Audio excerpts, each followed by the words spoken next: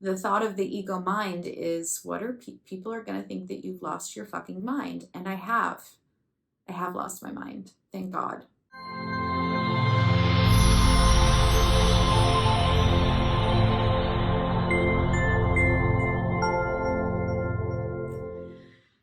Day 25. However, it is not technically, actually, legitimately day 25. It would actually technically be, let's see, day 24 was Thursday. I just watched the video to make sure. Day 24 was Thursday. Day 25 would have been Friday. Day 26 would have been Saturday. Day 27 would have been Sunday. And this would technically be day 28 because this is Monday. However, I forgot once again over 3 days to record a video. So I will make it through this goddamn 30 days if it kills me, but it may take me about 40 or 45 or 50 days, but I will do it. I was down in Marco Island at a meditation retreat. I wasn't actually a part of the meditation retreat, but my friends were. So me and my soul sister went down for the weekend and stayed the weekend in Marco Island so that we could tap into the amazing energy of 1,200 people being together over the course of 7 days and meditating together. And it's some really powerful energy to tap into. So I was down there for 3 days. I left off on day 24. I'm going to say it's day 25, not technically, but for purposes of this 30-day video diary that I have been keeping up with, we will say today is day 25. I have 5 days left before this 30-day video diary wraps up. If this is the first video you've seen of me ever and you're wondering what the hell I'm doing, I decided, I made a commitment to myself that I would show up for 30 days straight, no matter how I looked, no matter how I felt. I wanted to be real. I didn't want to have to just show up because I felt like I needed to look perfect or say the perfect thing or whatever it was. I just wanted to show up for 30 days and hopefully shine a light on what a real spiritual journey looks like. The good, the bad, the great, the hard, the challenging, and maybe add some value to whoever stumbles upon these videos that may be going through the very same process, because in some ways we all are, just by being involved in a thing called life, in a thing called three-dimensional reality. And so all I can hope to do is add some value or inspiration, or just knowing that you're not alone for whoever stumbles upon this and they're on the journey, they're waking up, and man, it's a wild ride, right? It's a wild freaking ride when you commit yourself to the journey, when you commit yourself to finding out the truth of who you really are, and more importantly, letting go of who you thought you were. I mean, that has been the second phase for me.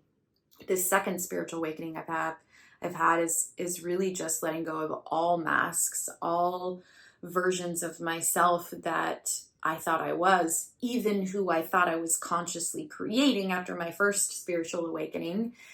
And got lost again. I got lost in the identity, and I got lost in the matrix and the illusion, thinking that I needed to create something because it was what I'm supposed to do and it's who I am. And I just got lost in all that nonsense. And I forgot the truth of who I really was. And so remembering again, only at a much deeper level, as I was talking to my soul sister yesterday, it's, I say it's like a full circle, but it's not a circle, it's a spiral. So I'm reaching a new place at a new level of consciousness and even deeper awareness of who I really am on my spiritual journey, on my path to enlightenment. And so that has been the last 4 months. And I just decided, you know what, I spent so many years building a business, a coaching business, where I had to be somebody and show up as somebody and just do what I thought people wanted or needed from me, when in actuality, I was just really needing something from them. I was needing something from you, and I don't want to do that anymore. I'm done doing that. So I'm here just to show up, just to show realness. And that's really what I want to share about what really happened in the last 3 days on my journey down there in the meditation retreat. Because it seems as though in the last 4 months, every time I leave or go somewhere, even for a couple days, like just on a short little mini vacation or whatever the hell you want to call it. It's a journey for me. And those, Friday through Sunday down there was a journey for me. I was tapped into that energy, and starting from the first night, having a massive energy release on the beach, one that I couldn't stop or hold in. And then the next morning in a walking meditation, having energy shoot into me, I so realized how much of myself I'm still really, really scared to show, how much we are all so scared to show, and realizing that, I can't be anybody else but me. You can't be anybody else but you. We are all unique, not special, but unique. We are all on this same journey. We are all God remembering itself. There is no hierarchy. There's no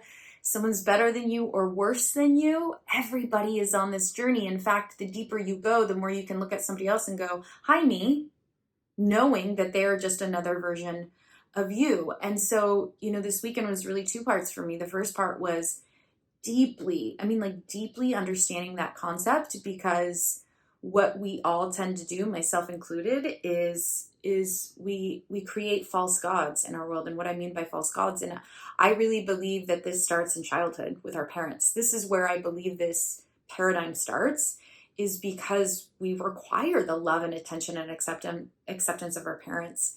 And if we don't get that, we will be searching for that for our entire life, because what we don't realize is that can never come from them. It has to come from within us. That loving acceptance and radical love and unconditional love cannot come from another human being. It comes from within. It's who we are at our core. It's not about learning how to do that. It's just who you are. It's about getting rid of all the crap that's in the way of that.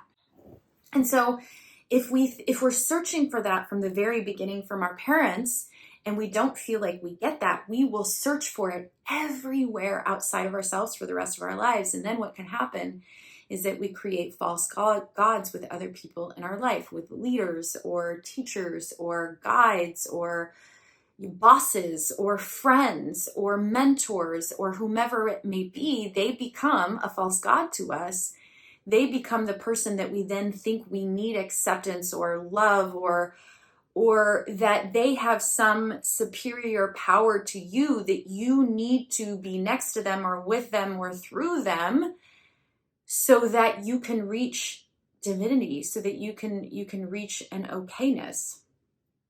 And we do this our whole lives. I've done it with so many people in my life, thinking that they had my answer for me, that they were, I put them on a pedestal. I've done this so many times, especially with teachers or coaches, or it happens in the spiritual community. We think, this person is the second coming of Christ, unrealizing that second coming of Christ happens within you. It is within you. It is not that other person. It is you seeing you. You are seeing you and somebody else. You have the power. And I just, it really, really hit me how easy this happens when we desire love and acceptance from somebody else. And that's all we want is to be seen and loved and accepted unconditionally. And so we go on the search for somebody else to do that for us. And finally, we reach a place that we realize that will never come from something outside of me, ever. It will never come from something outside of me. And this process really, really became more clear to me a few months ago when I went back to Seattle, Washington, where I was raised with my dad, and had the deepest, most freeing conversations with my dad, conversations I never thought I would have in my life. But being able to, it felt like, reveal the truth of who I really am to him, terrified that he wouldn't love me or accept me or judge me. And all he had was open arms and open love for me. And what I realized in that moment is my whole life I thought I needed his acceptance. I really just needed my own, because he's just looking for his own love and acceptance, because we all are as human beings. We all are on that search. Because ultimately, I believe that stems from separation.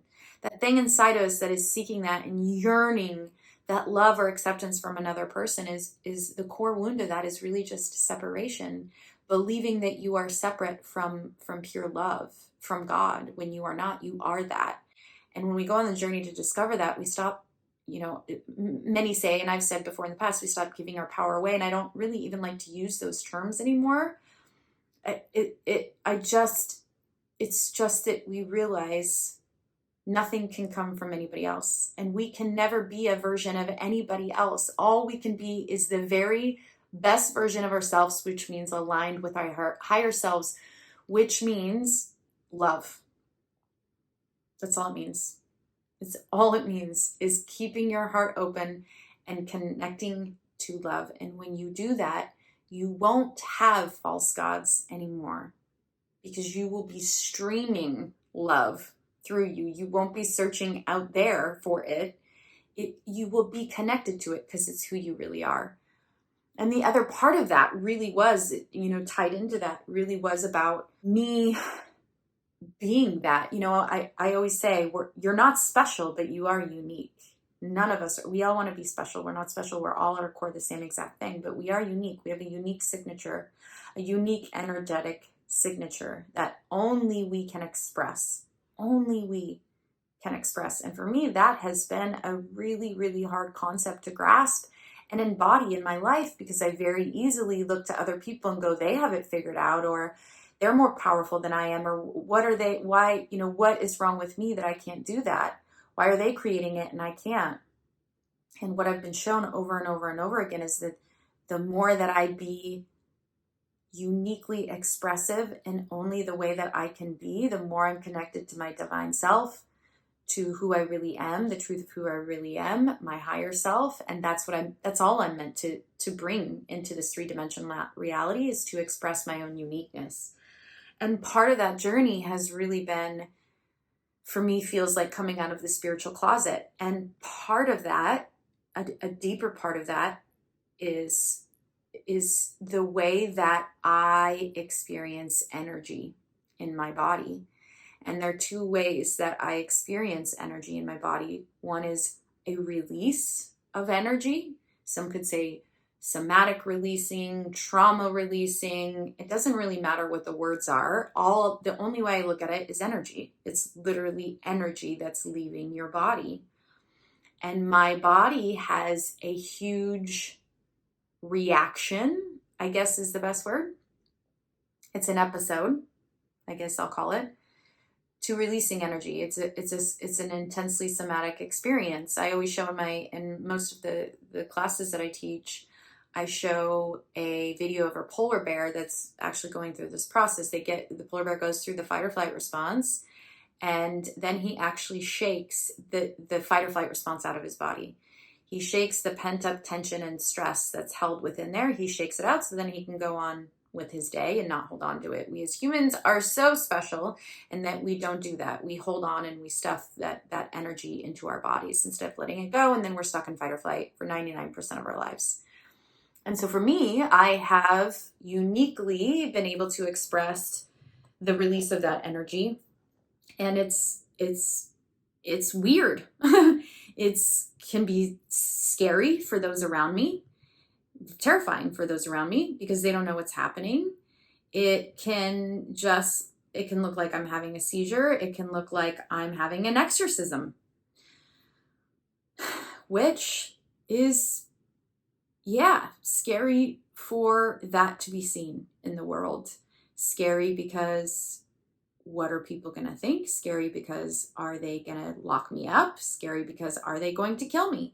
Are they going to throw things at me? Are they going to make fun of me? Are they going to all the things? Every single person watching this video right now, the thought of the ego mind is, what are people are going to think that you've lost your fucking mind? And I have lost my mind. Thank God. Thank God I am losing my mind, because the ego mind, the thing that I have tried to be and fit into my whole life, has only ever brought me suffering. And maybe moments of happiness, but those moments don't last very long before that core wound presents itself again. And so for me, my spiritual journey is the most important thing to me. And part of the spiritual journey is losing your mind, is losing the masks of who you thought you were. And so when I release energy, as we all should be doing, by the way, when we experience trauma, and trauma does not have to be some huge thing. It can be getting in a fight with your partner, literally. And your body then holds on to that energy, to that stress. Your body holds on to that, and it stacks years upon years upon years. And so my body releases that sometimes through nothing. It happened Friday night on the beach through absolutely nothing. It just came up and I couldn't stop it. And that's, scary sometimes, when I know that sometimes I cannot stop it. It will just happen. And then the other way that I work with energy is I receive energy. So I release energy and I receive energy. When I say energy, frequency, whatever you want to call it. And it feels, when this happens, the best way to describe it is as if my hands and feet were plugged into electrical sockets, literally. That it is the vibration of electricity, the most intense electricity, to where I can't move my hands or my arms, which again looks very scary to somebody that doesn't know what's happening. Shooting up through my hands, shooting up through my legs. And while it is scary when it's happening, it is also bliss. It is also knowing that I am connecting to something that none of us have words for, that none of us even slightly know. We think we know what reality is, and we're only ever seeing such a tiny, tiny slice. And so I know when this is happening, my body is experiencing something beyond what we can perceive. And it's coming into this little tiny body. And it's dramatic, as Scott would say, all my nonsense. And again, people who don't know what's happening, it's alarming. And so this aspect of myself, of who I really am, is something that I know I can't be scared of. And that the only way that this is going to be more, I don't even want to use the word accepted, but more known, is by people seeing it and by it becoming more of a normal thing. I mean, how are we going to change if everybody's too afraid to show that change, myself included? It's been a process. It's happened a couple times in front of my son, and that was really scary, to let down the guard of mom and the protector, and to not be that in that moment, to be something totally different, was really scary. And it's one thing to do it around, 1,000 people that understand it, but the potential of it happening around people who don't is really scary. But I do know the more that I'm tapped into my spiritual side and to the energetic field, this happens more and more. And it's actually the fear and the fighting it that creates more chaos in my life and more unhappiness in my life, because then I'm not in alignment with who I really am. And who I really am, that is part of it. Working with energy in that way within my body is unique to me, and that is part of the uniqueness of me, which doesn't mean that I'm the only one that experiences energy like this. Many people do, and not just many people do. Everyone has the capacity to. Every single person has the capacity to.